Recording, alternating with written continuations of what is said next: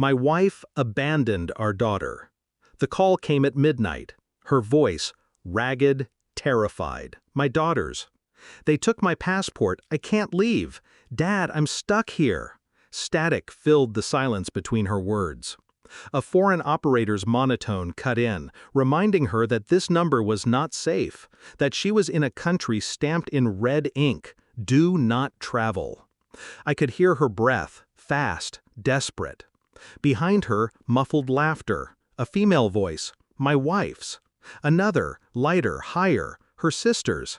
She looked like she was going to faint, my wife's voice sneered. You should have seen her face. Then laughter, loud, mocking. The line went dead. My hand didn't shake. My heart didn't pound.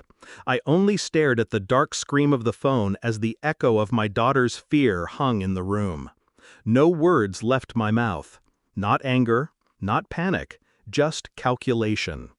I began writing notes in the half-light of the kitchen table. Names, flight numbers, borders, paper trails. Every move had to be clean, precise. The game had started. Morning light crawled through the blinds, painting everything gray. She sat at the table, my wife, with coffee in hand, scrolling her phone, her smile lazy and unbothered. "You're up early," she said. I nodded. My throat was sandpaper. My voice, when it came, was steady. "Where's Anna?" "She'll be fine," she said, sipping. "It was just an experience. Builds character." Character? That's what she called abandonment. The bile rose in me, but I swallowed it.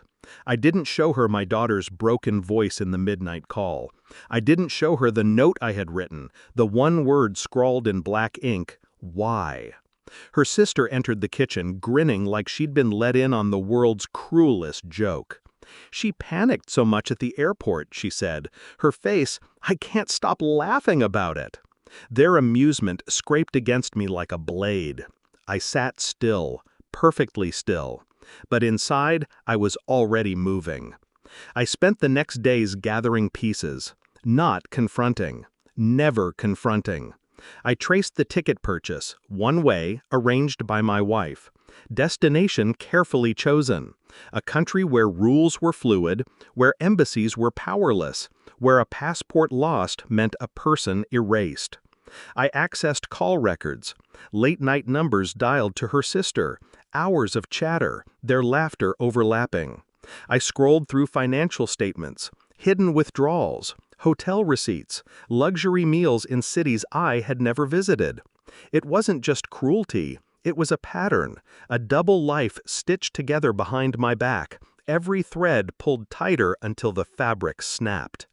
When she kissed me at night, her lips still warm from wine, I stayed still.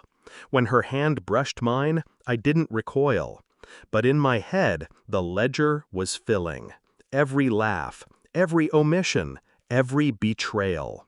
And I kept my face neutral, because neutrality was power. The evidence arrived in a sealed envelope. DNA results. I had swabbed quietly, a toothbrush here, a hairbrush there. Anna, my daughter, my blood. Confirmed. But the younger one, the one she favored, the one she defended with venom whenever I questioned, not mine. The truth sat in my lap like a loaded gun. Cold, heavy, final. That evening, I placed the report on the table without a word. She frowned, opened it, read. Her face cracked. Not from guilt, but fear. "You," her voice stuttered, breaking, "you tested them?" I didn't move. I didn't speak.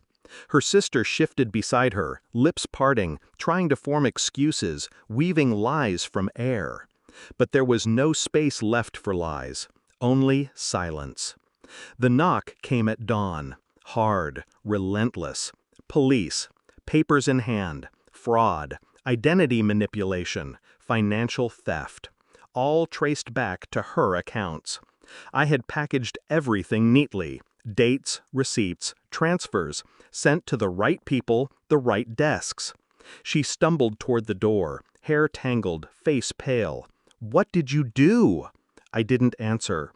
Her sister's screams rose as the officers read her rights, dragging her from the house in a flurry of cuffs and uniforms. I stood by the window, watching, hands in pockets. My wife's eyes met mine as they pushed her into the back seat. Not love, not hate, recognition. She understood. I hadn't yelled, I hadn't struck, I hadn't begged. I had made moves, and every move was checkmate. The house was silent that night, too silent. Anna was home now, safe, trembling, clinging to me with the weight of all she'd endured. I held her, but my mind was elsewhere, on the quiet war that had ended, on the laughter that would never echo through these walls again. I walked through the empty rooms, the air heavy with the absence of voices I no longer wanted to hear. No apologies, no explanations, only the truth, and truth was enough.